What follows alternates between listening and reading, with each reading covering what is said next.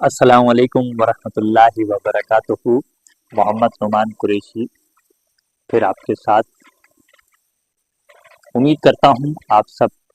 میرے بھائی بہن، میرے بزرگ، میری مائیں، میری بہنیں سب خیریت سے ہوں گی۔ تو آج جو میں قرآن مجید فرقان حمید کی صورت لے کے آیا ہوں، سورۃ العصر،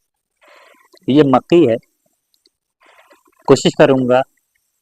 کہ اس کی تفسیر آپ تک پہنچاؤں،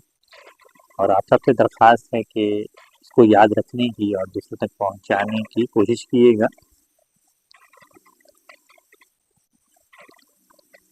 سورہ عصر میں اللہ پاک فرماتے ہیں زمانے کی قسم،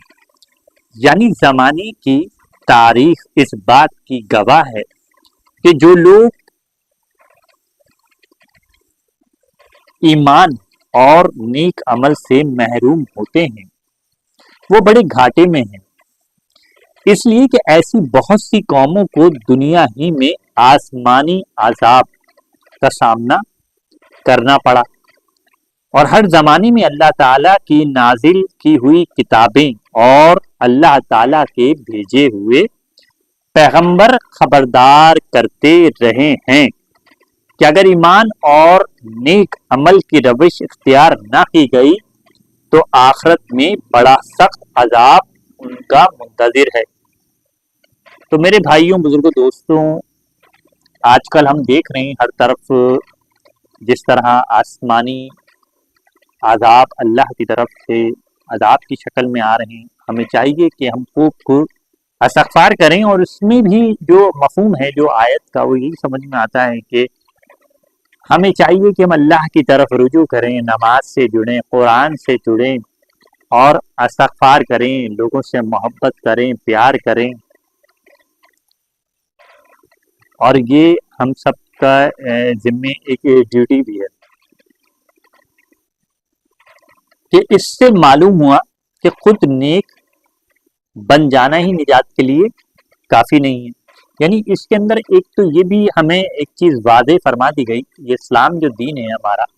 محمد مصطفیٰ صلی اللہ علیہ وسلم ہمارے آخری نبی ہیں الحمدللہ، تو اس کے بعد اب ہمارا یہ یقین ہے اور ہمارا یہ ایمان ہے کہ آپ آخری نبی یعنی خاتم النبیین ہیں، اب آپ کے بعد کوئی نبی نہیں آئے گا۔ تو ہم سب کی یہ ذمے ڈیوٹی لگا دی گئی ہے کہ ہم سب کو دین کا پیغام کسی نہ کسی طریقے سے آگے پہنچانا ہے۔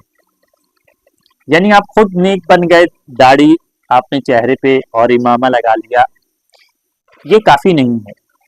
بلکہ اپنی اپنی اثر و سوق کے دائرے میں دوسروں کو حق بات اور صبر کی تلقین کرنا بھی ضروری ہے۔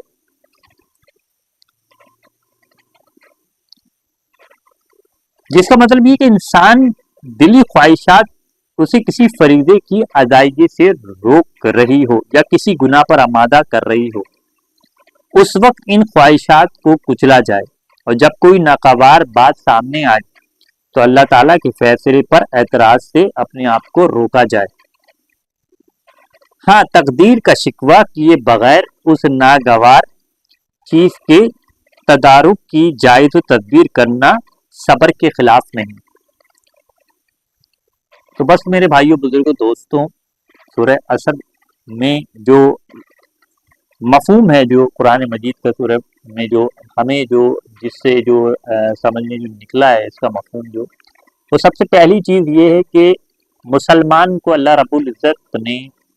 قرآن دیا، نماز دی ہے، اور ہمیں چاہیے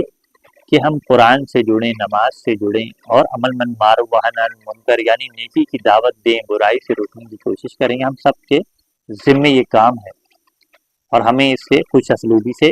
نبھانا ہے، اور جو بھی تکلیف آ رہی ہے، پریشانیاں آ رہی ہیں، تو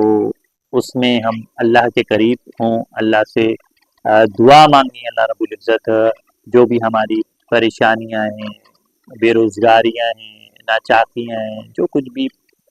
فیملی ایشوز ہیں، وہ سب سولو فرمائیں۔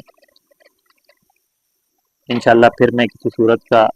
تفسیر اور ترجمہ لے کے آؤں گا، جب تک کے لیے اللہ حافظ۔ فی امان اللہ، صلو علی الحبیب صلی اللہ تعالی علی محمد صلی اللہ علیہ وآلہ وسلم۔ اللہ حافظ، فی امان اللہ۔